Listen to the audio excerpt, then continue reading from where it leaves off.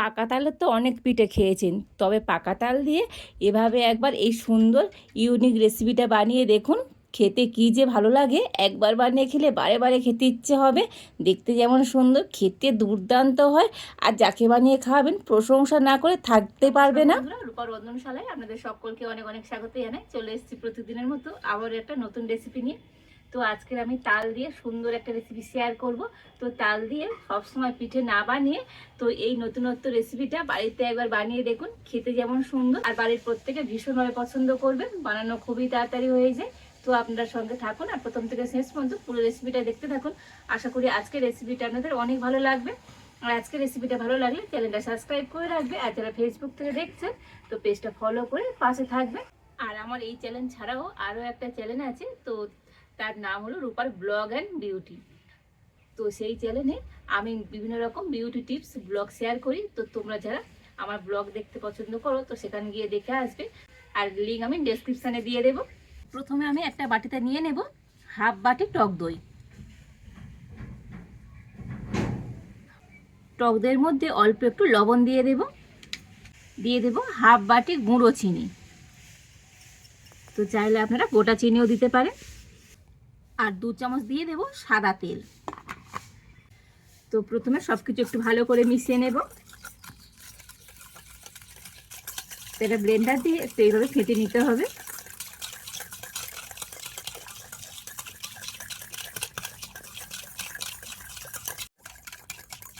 দেখুন সমস্ত কিছু একটু ভালো করে আমি ফেটিয়ে নিয়েছি।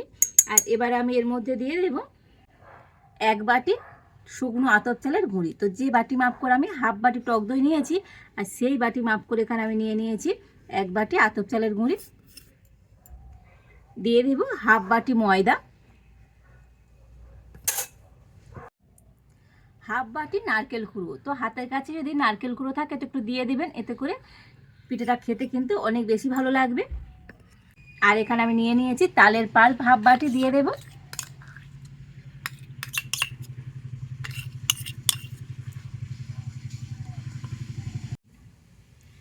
আর এবারে আমি সমস্ত উপকরণগুলো হাত দিয়ে একটু ভালো করে মিশিয়ে নেব।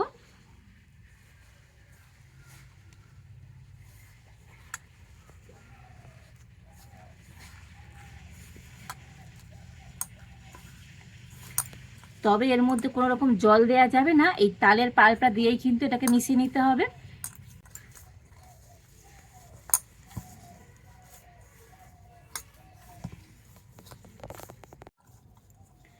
তবে মিশ্রণটা কিন্তু খুব টাইট হবে না, এরকম একটু নরম নরম হবে। আর এইরকম হাতের মধ্যে দেখবে যখনই লেগে যাবে তো হাতের মধ্যে একটুখানি সাদা তেল নিয়ে নেবেন। তো সাদা তেল দিয়ে আবার একটু ভালো করে মিশিয়ে নেব।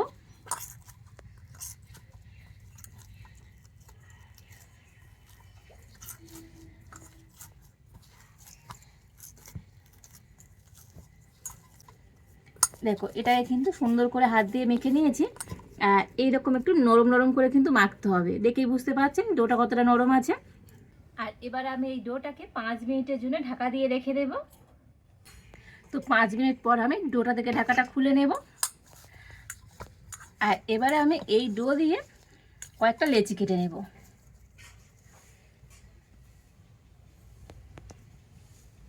দেখুন এইরকম সাইজের করে লেচি কেটে নিচ্ছে।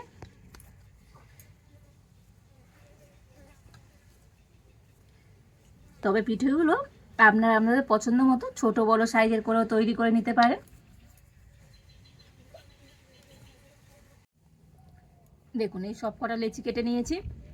আর এবার আমি হাতের মধ্যে একটুখানি ঘি লাগিয়ে নিয়েছি। যেহেতু ডোটা অনেকটাই নরম, তো হাতে একটু ঘি কিংবা সাদা তেল লাগিয়ে তারপরে পিঠেগুলোকে তৈরি করে নিতে হবে।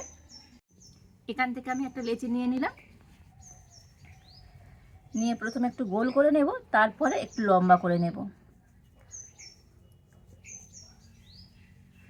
লম্বা বলতে দুটো সাইড আমি একটু সরু করে নিচ্ছি, আর মাঝখানটাকে একটু মোটা রেখে দেব।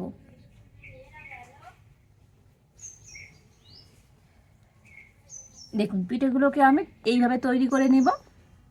আর এবার একটা প্লেটের মধ্যে রেখে দেব।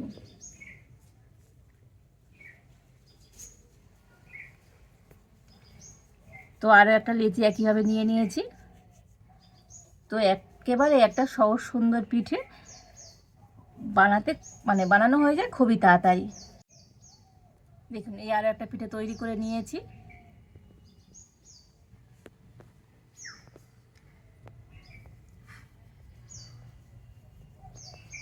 আর পিঠেগুলো যে আমি এইভাবে তৈরি করছি বলে যে আপনাদের করতে হবে তেমন নয়, আপনারা আপনাদের পছন্দ মতো শেপ দিয়ে কিন্তু পিঠেগুলোকে তৈরি করে নিতে পারেন।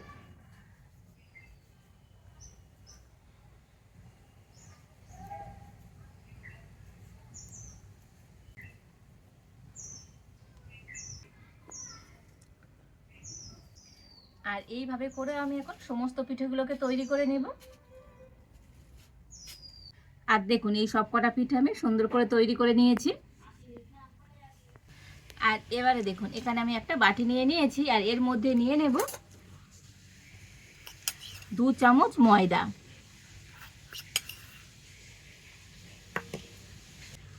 আর নিয়ে নেব 2 চামচ কর্নফ্লাওয়ার। অল্প একটু জল দিয়ে দেব। আর এবার আমি ময়দা আর কর্নফ্লাওয়ারটা ভালো করে মিশিয়ে নেব, জলের সাথে এইভাবে গুলে নিতে হবে।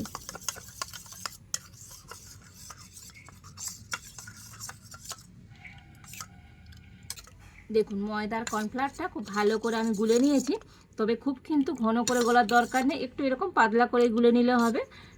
আর দেখুন এই চামচের পিছনে দেখুন হালকা কোট হয়ে যাচ্ছে, ঠিক এইভাবে করে গুলে নিতে হবে। এবার আমি একটা প্লেট নিয়ে নিয়েছি, আর এর মধ্যে নিয়ে নেব সাদা তিল। আর এবারে দেখুন এখান থেকে একটা পিঠে আমি নিয়ে নেব, নিয়ে প্রথমেই কর্নফ্লাওয়ার আর ময়দার মিশ্রণের মধ্যে দিয়ে দেব। তো এইভাবে একটু কোট করে নিয়ে দিয়ে দেব তিলের মধ্যে। আর এবারে তিলের মধ্যে এরকম ভালো করে একটুখানি কোট করে নেব।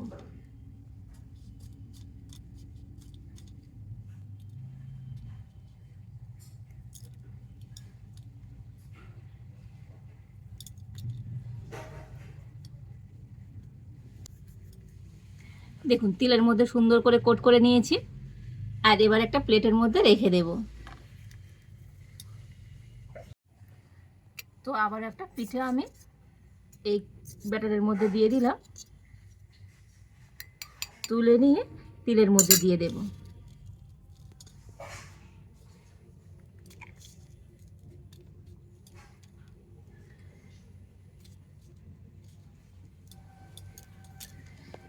আর তিলের মধ্যে এইভাবে একটুখানি কোট করে নেব। তো আবার আমি প্লেটের মধ্যে রেখে দেব।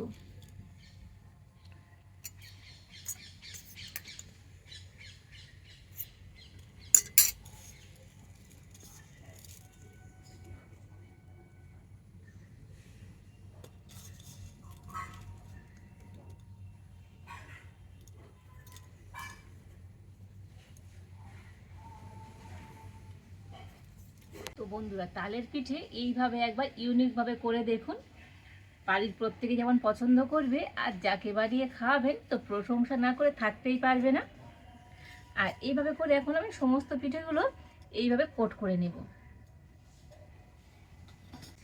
দেখুন সমস্ত পিঠেগুলোর মধ্যে তো সুন্দর করে তিল দিয়ে কোট করে নিয়েছি। আর এবার আমি উনুনটা জ্বেলে উনানে একটা কড়া বসিয়ে দিয়েছি, আর কড়াতে আমি দিয়ে দেবো সাদা তেল।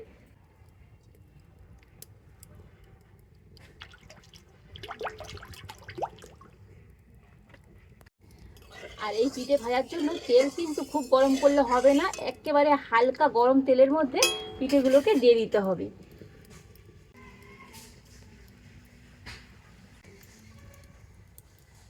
তো দেখে বুঝতে পারছেন তেল কিন্তু একদম হালকা গরম হয়েছে।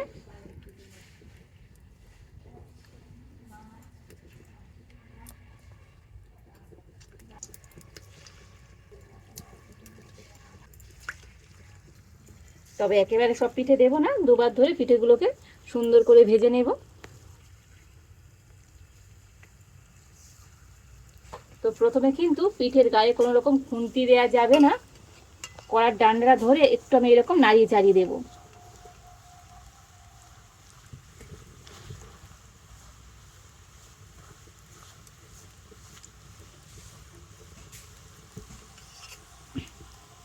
আর এই পিঠেগুলোকে একেবারে হালকা জালে কিন্তু ভেজে নিতে হবে, তবেই কিন্তু পিঠেগুলো সুন্দর মুচমুচে হবে, ভেতর থেকে ভালো ভাজা হবে।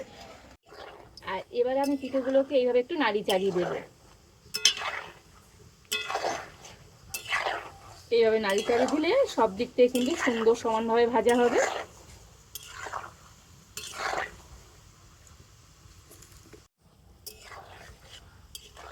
দেখুন পিঠেগুলোকে উল্টে পাল্টে আমি সুন্দর করে ভেজে নিয়েছি, তবে খুব কিন্তু একেবারে লাল করে ভাজবো না, হালকা একটু লালচে কালার আসবে সেইভাবে ভেজে নিতে হবে।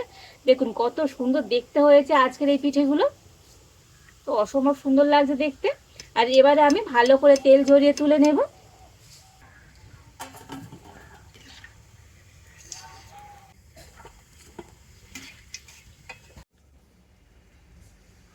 আর এই একইভাবে করে বাকি পিঠেগুলো ভেজে নেব। দেখো পিঠেগুলোকে প্লেটের মধ্যে সুন্দর করে সাজিয়ে নিয়েছি, কত সুন্দর দেখতে লাগছে আজকের এই পিঠেগুলো। যেমনই দেখতে সুন্দর, পিঠেগুলো খেতে দারুণ লাগে, দারুণ কিন্তু মুচমুচে হয়। আর এই পিঠেগুলো বানিয়ে তো আপনারা বেশ কিছুদিনের জন্য সংরক্ষণ করে রেখেও খেতে পারবেন, দারুণ লাগে খেতে। তো অসম্ভব সুন্দর হয়েছে আজকের এই তালের পিঠেগুলো, আর কতটা মুচমুচে হয়েছে আপনাদের দেখায়। তো আওয়াজ শুনে বুঝতে পারছেন একেবারে হয়েছে মুচমুচে।